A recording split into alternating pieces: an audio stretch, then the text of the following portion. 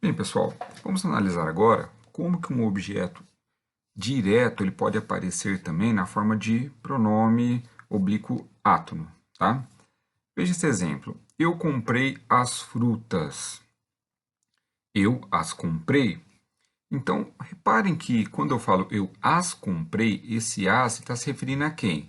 As frutas. Então, se as frutas, ela corresponde a um objeto direto, então esse termo, esse pronome que está substituindo a palavra frutas, também será um objeto direto, ok?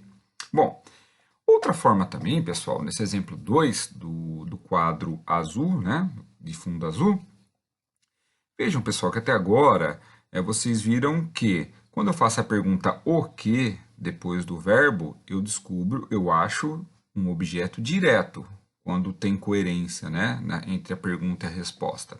Mas também o objeto direto ele pode aparecer quando eu faço a pergunta quem depois do verbo, tá?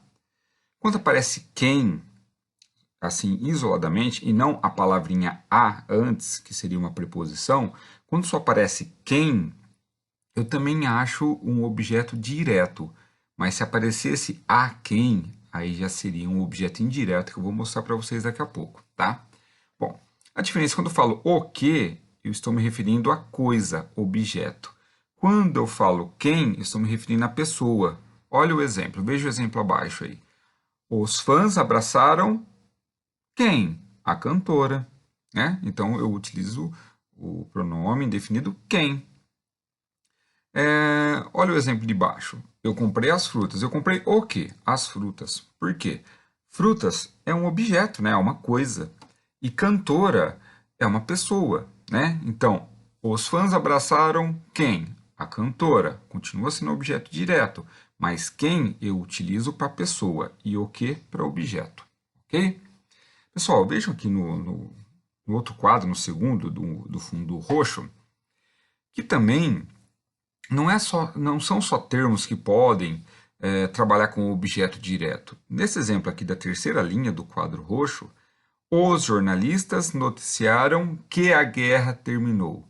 Que a guerra terminou é uma oração, e essa oração toda está funcionando como oração subordinada, substantivo, objetiva, direta. Calme, não fiquem com medo. As orações subordinadas vocês só vão aprender no nono ano, né? Mas para isso vocês precisam ter muito bem definido na mente de vocês, no oitavo ano, o que são as classes gramaticais e o que é uma análise sintática, tá bom? Que é a sintaxe. Então, só para vocês entenderem que não só termos eles aparecem como objeto direto, oração também pode. Bom, as características do objetinho direto aqui para vocês é o termo afetado pela ação praticada pelo sujeito, né? Completa o sentido de um verbo transitivo, não se liga ao verbo por meio de preposição, tá bom? Pode aparecer artigos definido e indefinido, mas não preposição, tá bom? Pode ser representado por substantivo, tá legal? Pronome ou oração. Bom, vamos lá então falar um pouquinho de objetos indiretos, né? Então, lembre-se, o complemento verbal ele pode, a materialização do complemento verbal são os objetos diretos e indiretos. Vamos lá, deixa eu só explicar para vocês, pessoal.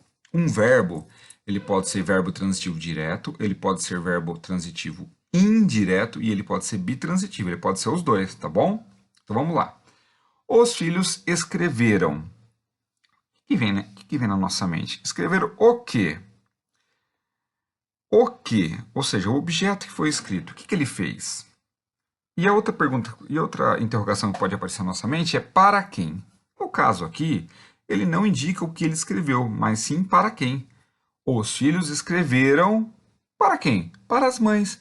Vejam que na nossa pergunta após o verbo já tem a preposição para. Escreveram para quem? Para as mães. Olha a preposiçãozinha para aí.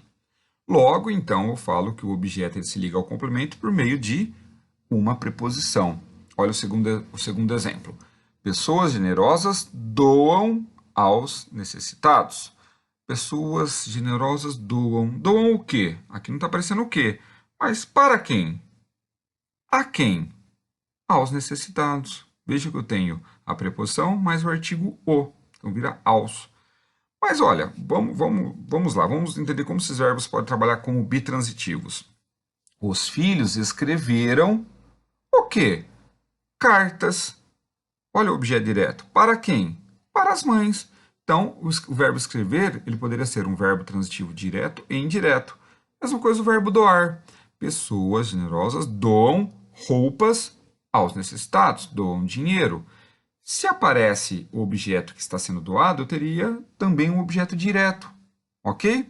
Então, esses verbos eles podem ser bitransitivos, tá bom? Só que aqui no exemplo do quadro roxo, ele só aparece com objetos indiretos, tá bom? Bom, esse quadro verde, a preposição a, que introduz o objeto indireto, pode combinar-se ou contrair-se com outras palavras. Olha os exemplos aqui. Então, preposição mais artigo, ocorre crase. Preposição mais artigo o, vira ao. Preposição mais pronome aquela, vira aquela. Olha o acento ali, o acento grave. Preposição mais pronome aquilo, vira aquilo.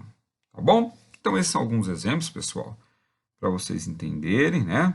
Geralmente, no objeto indireto, você também poderá substituir o objeto indireto por outra preposição que vocês vão ver na próxima aula, tá bom?